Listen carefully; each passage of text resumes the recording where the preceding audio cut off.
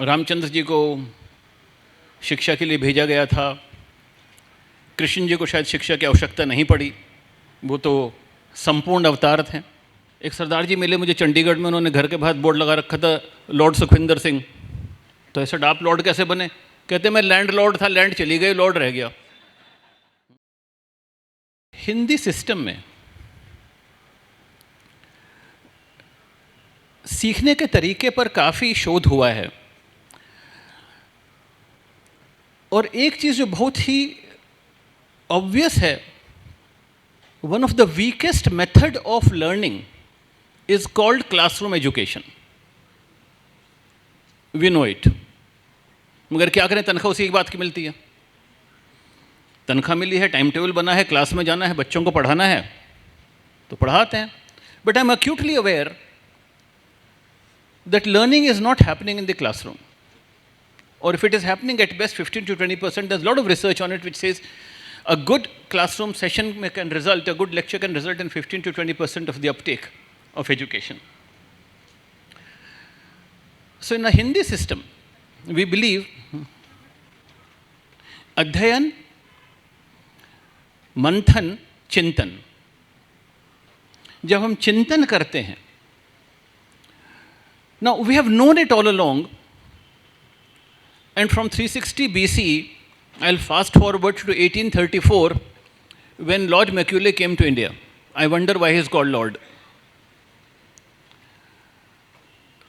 एक सरदार जी मिले मुझे चंडीगढ़ में, उन्होंने घर के बाहर बोर्ड लगा रखा था लॉर्ड सुखविंदर सिंह। तो ऐसा आप लॉर्ड कैसे बने? कहते मैं लैंड लॉर्ड था, लैंड चली गई, लॉर्ड रह गया। तो मुझे नहीं मालूम कि मैक्यूले साहब को लॉर्ड क्यों कहा जाता है, और नाइट क्यों कहते हैं, और डे क्यों कहते हैं, मगर ऐसी कुछ प्रथाएं हैं। और 1834 में ही केम विद अ मैंडेट कि भारतीय शिक्षा को समाप्त करना है, जो हमारा गुरुकुल सिस्टम था, मदरसा सिस्टम था। And it gets documented by Dharampal in his book The Beautiful Tree, where he says they uprooted the beautiful tree to see its roots and never put it back again. The same title, James Tully has written a book, The Beautiful Tree, where he quotes Dharampal, and he quotes Gandhi ji, who in 1931 said, I challenge any country, any developing country, to provide the kind of education that is envisaged with the developed countries. We're talking of mass education. सीमा जी ने कुछ तथ्य दिए, मैं उनसे मतभेद रखता हूँ, क्योंकि मैं ये भी मानता हूँ कि मतभेद से ही अंडरस्टैंडिंग आगे बढ़ती है, वाद विवाद होना चाहिए। सीमा जी ने कहा कि 98% of the children are into school education. मुझे पता नहीं है, 2% बढ़ गया होगा, 8-10 साल पहले 96% था in primary education. Seema ji, am I right?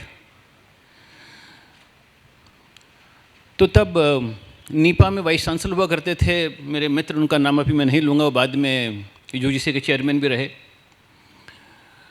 And it so happened we come from the same village. So he gave me this figure, 96.82% of our children in the younger age group are enrolled in our primary schools. ऐसे आप गाँव कब गए थे? कहते हैं 20-25 साल पहले। तो ऐसे मैं अभी गया था, वहाँ मुझे सारे बच्चे सड़क पर मिले, कुछ खेत में, कुछ नहर में, कुछ सड़क पर, स्कूल खाली था। तो मुझे 2 दिन लगे समझने में कि ये जो statistic, it is coming from the mid day meal scheme. What we are saying is that 98% of the children in the relevant age group are enrolled in the mid day meal scheme. वहाँ शिक्षा क्या हो रही है, ये एक वाद विवाद का प्रश्न है, इशू है। तो मैं भी बहुत खुश हूँ आप सब लोगों की तरह कि एनईपी आया, मगर कोठारी कमीशन रिपोर्ट भी आई थी, और अमित जी ने कहा 1986 में we got the new education policy and then 1992 we revised it. बीच में एक रिपोर्ट इन्होंने छोड़ दी, शायद समय का अभाव था। सैम पिट्रोडा की रिपोर्ट आई थी 2007 में, एनकेसी हम बोलते थे उसको, न्यू कमीशन, नॉलेज कमीशन। उसके भी बहुत सारे रिकमेंडेशंस थे। You see, good thing about policies is that we don't have to bother too much about it because they don't get implemented. तो इसलिए जब मैंने प्रिंसिपल से पूछा, मेरे एक विद्यार्थी पीएचडी कर रहे थे ऑन वैल्यू एजुकेशन, तो 2004 में एनसीईआरटी ने एक बनाया था वैल्यू एजुकेशन फ्रेमवर्क। और नेशनल करिकुलम फ्रेमवर्क भी बनाया था, फिर से बनाने की कोशिश कर रहे हैं. We interviewed 193 principals in and around Delhi, and 14 of them had heard about value education framework. 4 claimed to have read it, and none could tell us anything about it.